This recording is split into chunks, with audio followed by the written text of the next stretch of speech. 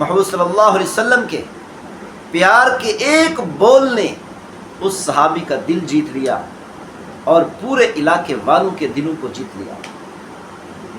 یہ تھے معلم۔ آج کل جو طلباء نہیں پڑھ سکتے ان کو پیٹا جاتا ہے، استاد مارتے ہیں، زور سے پٹائی کرتے ہیں، توہین کرتے ہیں، ڈنڈے مارتے ہیں۔ یہ سراسر غلط ہے، اس طرح نہیں ہونا چاہیے۔ محمد صلی اللہ علیہ وسلم جیسا طریقہ اختیار کرنا چاہیے۔ یہ ضروری نہیں ہے کہ سارے علماء بنے، سارے قاری بنے۔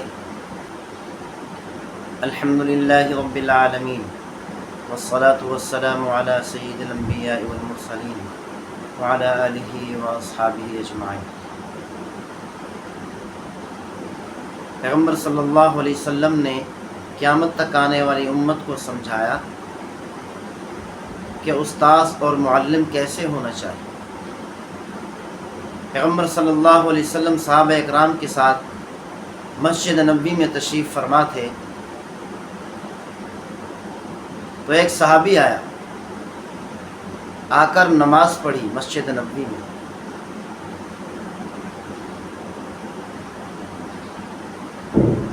جب نماز پڑھ کر فارغ ہوا، پیغمبر صلی اللہ علیہ وسلم کی خدمت میں حاضر ہوا۔ محبوب صلی اللہ علیہ وسلم نے فرمایا، قم فصلی فإنک لم تصلی، کھڑے ہو جاؤ، نماز پڑھو، کیونکہ آپ نے نماز نہیں پڑھی۔ وہ صحابی گیا، جا کر دوبارہ نماز پڑھی، پھر پیغمبر صلی اللہ علیہ وسلم کی خدمت میں حاضر ہوا۔ محمود صلی اللہ علیہ وسلم نے پھر فرمایا، قم فصلی فإنک لم تصلی، کھڑے ہوں، نماز پڑھیں، کیونکہ آپ نے نماز نہیں پڑھی۔ اس صحابی نے تیسری بار پھر جا کر نماز پڑھی، پھر پیغمبر صلی اللہ علیہ وسلم کے ساتھ پیغمبر صلی اللہ علیہ وسلم کے سامنے آ کر بیٹھ گیا۔ محمود صلی اللہ علیہ وسلم نے پھر فرمایا، قم فصلی فإنک لم تصلی، کھڑے ہوں، نماز پڑھیں، کیونکہ آپ نے نماز نہیں پڑھی۔ اس صحابی نے عرض کی، یا رسول اللہ، مجھے جیسے آتی تھی میں نے تو ویسے نماز پڑھ لی، آپ ہمیں سکھا دیجیے کیسے نماز پڑھو۔ محمد صلی اللہ علیہ وسلم نے پھر سمجھایا کہ کیسے نماز پڑھنی۔ محمد صلی اللہ علیہ وسلم نے تمام صحابہ کے سامنے اس کو جھڑکی نہیں دی، اس کو ڈانٹا نہیں، اس سے ناراض نہیں ہوئے، غصے نہیں ہوئے کہ تو نے صحیح نماز کیوں نہیں پڑھی۔ محمد صلی اللہ علیہ وسلم نے جب سکھایا، پھر اس نے جا کر بہترین طریقے سے نماز پڑھی، خشوع و خضوع سے نماز پڑھی۔ اسی طرح مسجد نبوی میں پیغمبر صلی اللہ علیہ وسلم تشریف فرما تھے، صحابہ کرام بیچ تشریف فرما تھے، تو ایک آدمی آیا، مسجد نبوی کے کونے میں بیٹھ کر پیشاب کرنے لگا، تو صحابہ کرام کو غصہ آیا، اس کو روکنے لگے، ٹوکنے لگے۔ محمد صلی اللہ علیہ وسلم نے تمام صحابہ کرام کو فرمایا، بیٹھ جاؤ، اس کو فارغ ہونے دو، فراغت حاصل کرنے دو۔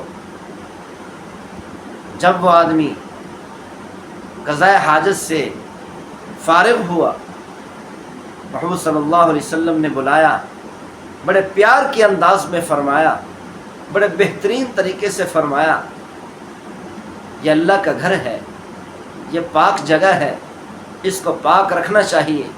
بڑے پیار کے انداز میں پیغمبر صلی اللہ علیہ وسلم نے اس کو سمجھایا، تو بڑا خوش ہوا۔